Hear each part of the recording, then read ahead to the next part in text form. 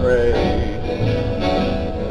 right through the very heart of it, New York, New York. I want to wake up in a city that doesn't sleep.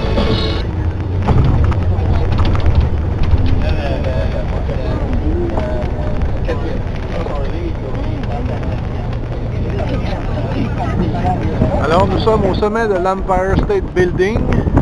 La visibilité est complètement nulle. Nous sommes dans les nuages. Il n'y a rien à voir, c'est le blanc total. Mais on y était quand même.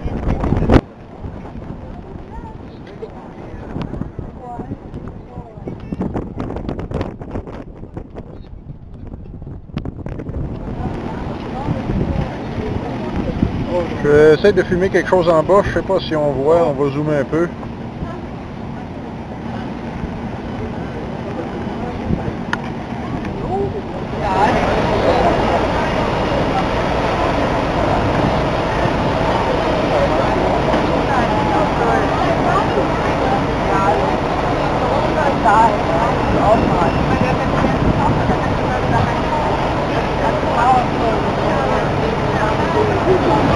Empire vu d'en bas.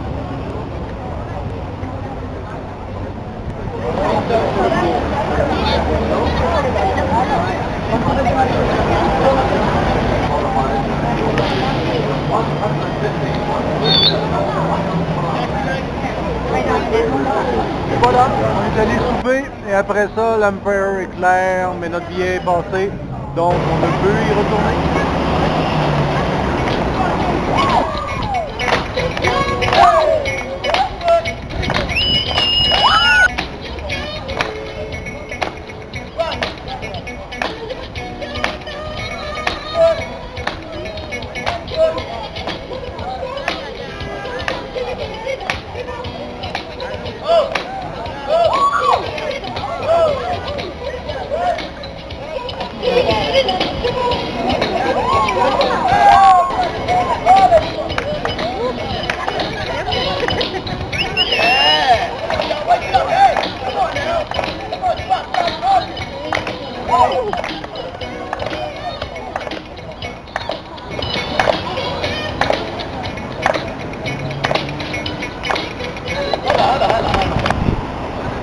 On s'en va à Times Square!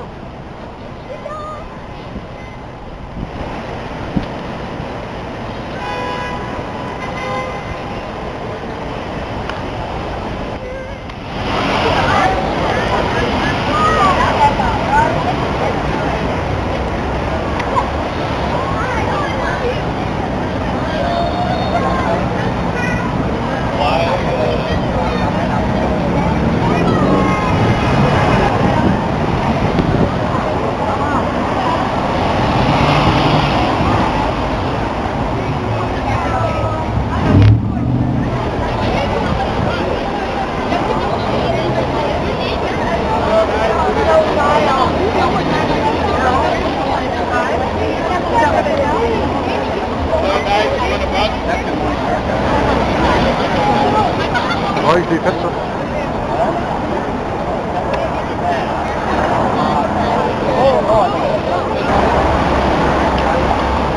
OK.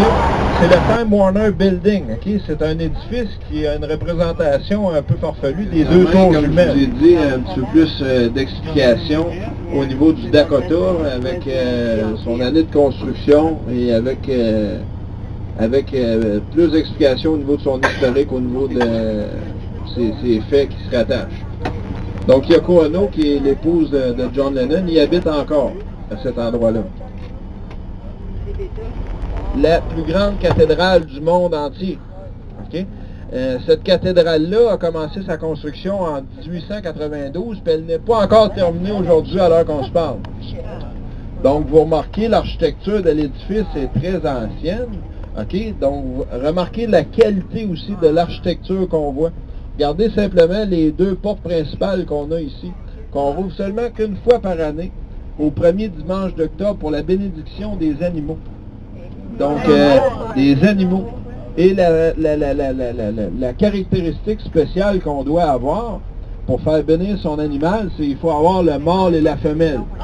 Fils, donc religieux, je vous dirais, un des plus hauts ici en Amérique du Nord.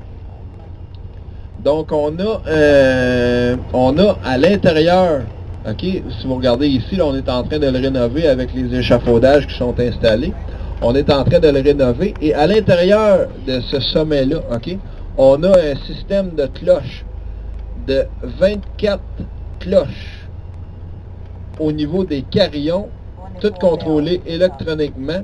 Donc lorsqu'on a le déploiement du carillon, c'est une splendeur au niveau du bruit qui est caractérisé ici par le Riverside Church. Par de nombreux artistes qui, à chaque mercredi, le mercredi soir, on se rassemblait et on faisait des shows, ce qu'on appelle des live shows, ok? Et si on voulait savoir lequel était le gagnant, c'était par niveau d'applaudissement. Donc on appelait ça un applauditiomètre. Et regardez l'ami Franco que je vous parlais, là, il est là. Il a regardez ses peintures, vous voyez ici à droite les peintures qu'on a sur les rideaux de fer. Et il est presque toujours là. Regardez, il vend des sacs, il vend des casquettes, il vend des... Regardez, même Luc le connaît, il envoie la main. Donc, notre ami Franco, regardez les rideaux de fer ici à droite, sont presque tous peinturés. Et comme je vous disais, ça donne un renouveau à Harlem et ça donne un côté beaucoup plus beau au secteur.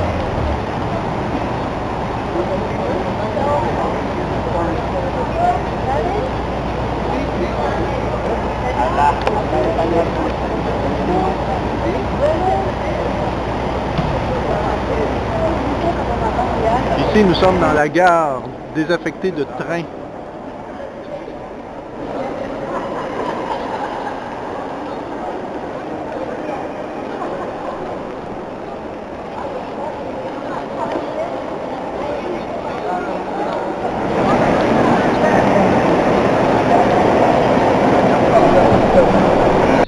Qui sont possibles d'être loués.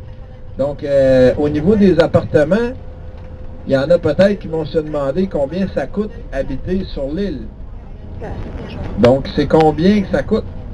Donc, on peut avoir un 1,5, ok, pour environ 2000 $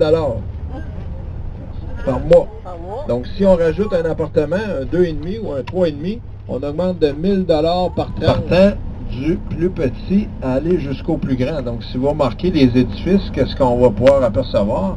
Ça fonctionne plus qu'on est en train de bâtir les édifices ici à New York, donc les Iron Workers, qui sont assez souvent des gens qui viennent de chez nous, du Canada.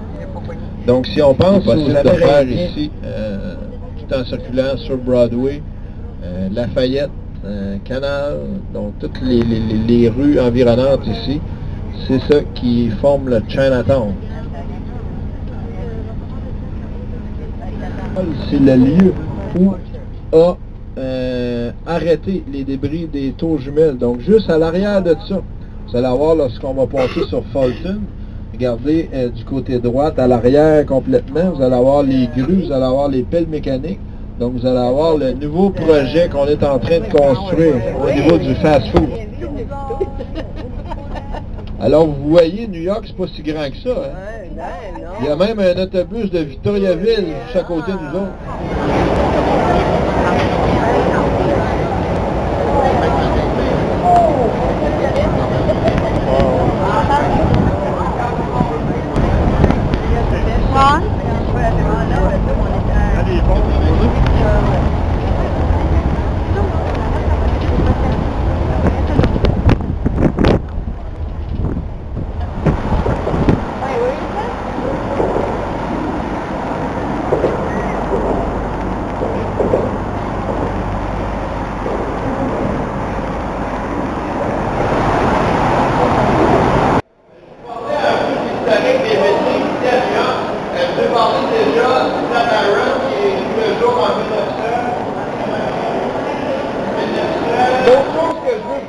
Ce sont les Twin Towers, les deux tours jumelles que je vous ai dit. On a fait l'ascension de l'Empire State Building qui a combien d'étages?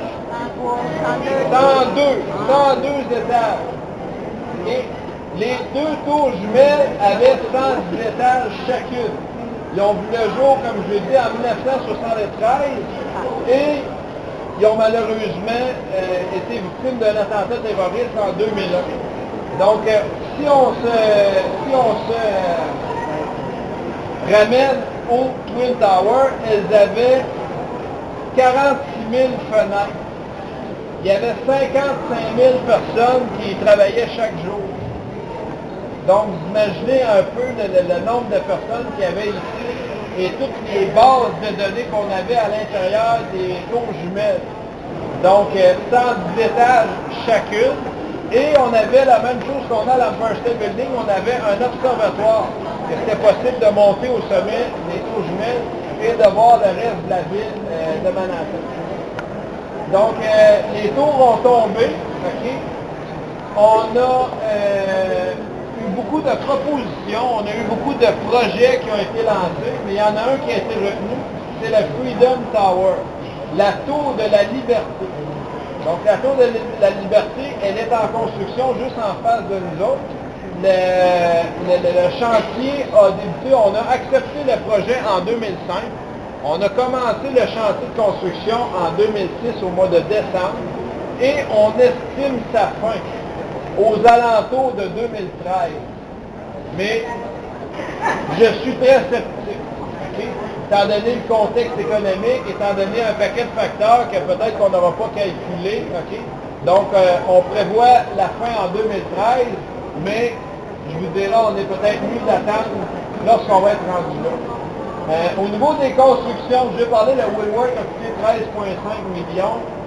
L'Empire State Building, lors de sa construction en 1931, a coûté 40 millions de dollars. Et combien vous pensez que le projet est estimé pour la Tour de la Liberté, le Freedom Tower? 3 billions.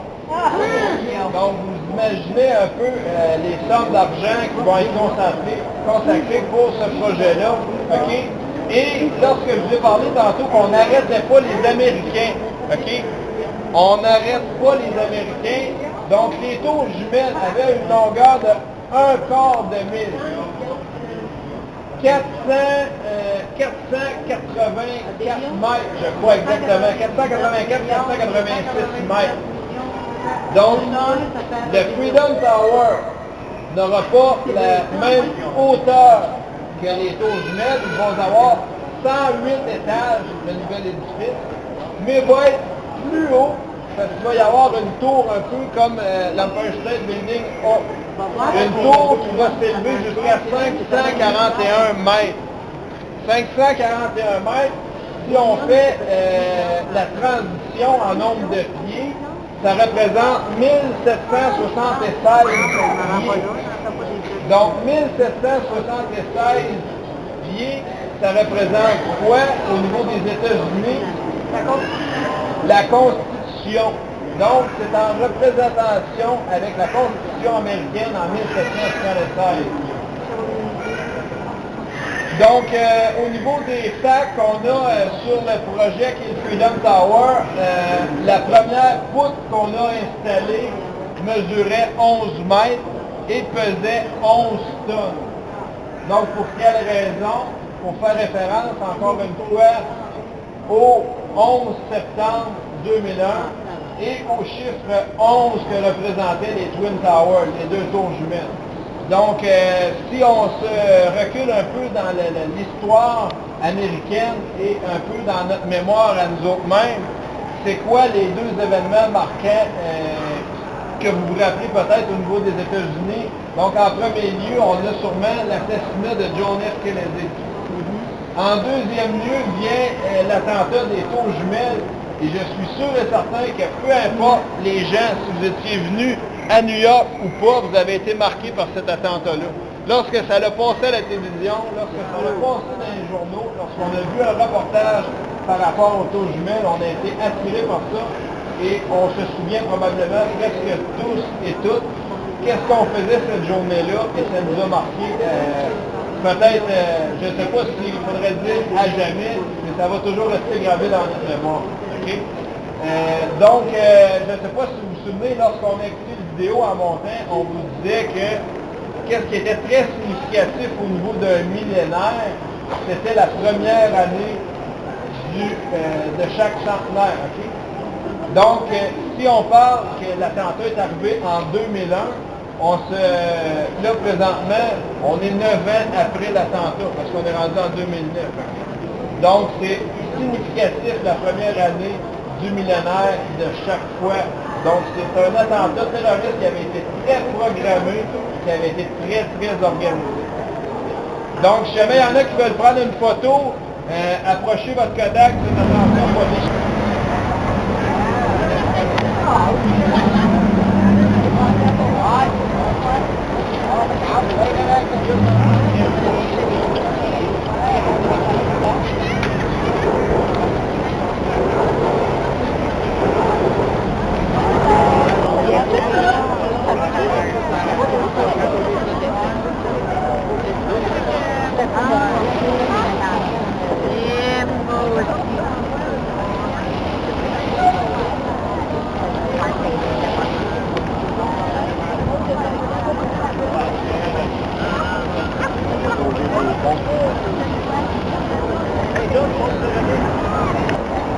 Times Square, de nuit.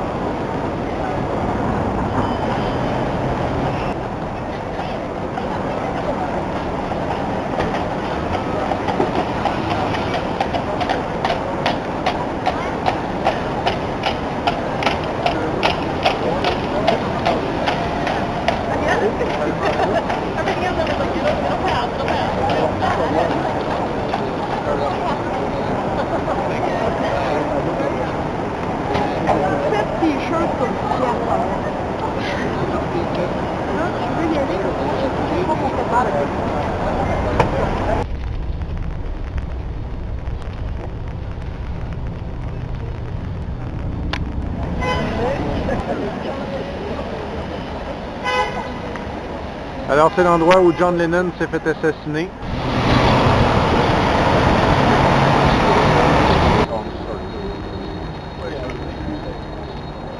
Alors nous sommes dans Central Park. Une des chansons les plus populaires, Imagine, et assez souvent. C'est pas chose... on voit ça très souvent.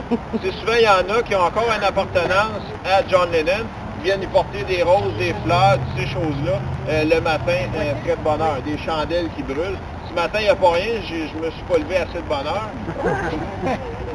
Donc assez souvent, donc je demanderais peut-être, vous pouvez prendre la photo, mais on essaie de ne pas circuler sur la place. Les arbres ont mis des habits de camouflage. Les Américains, ils utilisent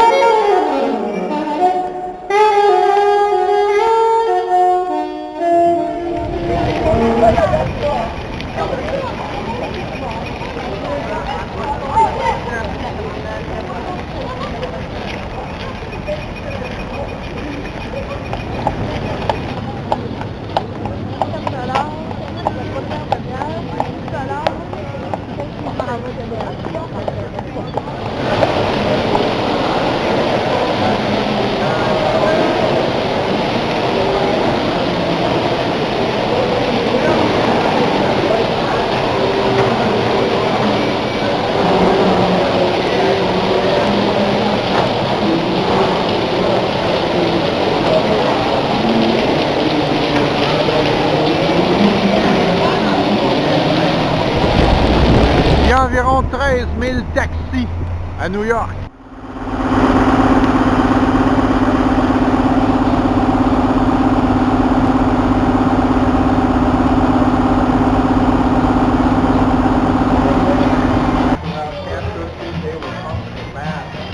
C'est mon Joe, le magasin officiel de la NBA.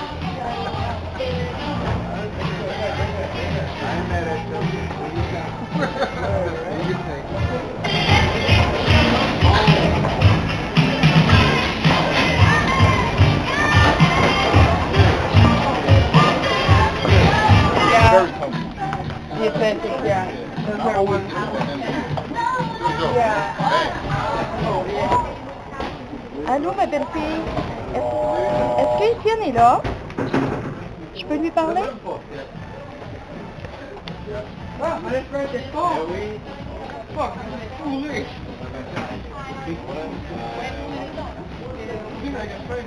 Allô, Étienne? Je suis au NBA Store de New York et je suis devant des sacs à dos. Tu as besoin d'un sac à dos? Quelle équipe tu veux? Les Heat de Miami? Ok, c'est un ballon en feu, ça? Les rouges et noirs? Ok, ça fait que je t'achète ça. Bye. C'est Nash. On est pareil. Pareil. Who's the best?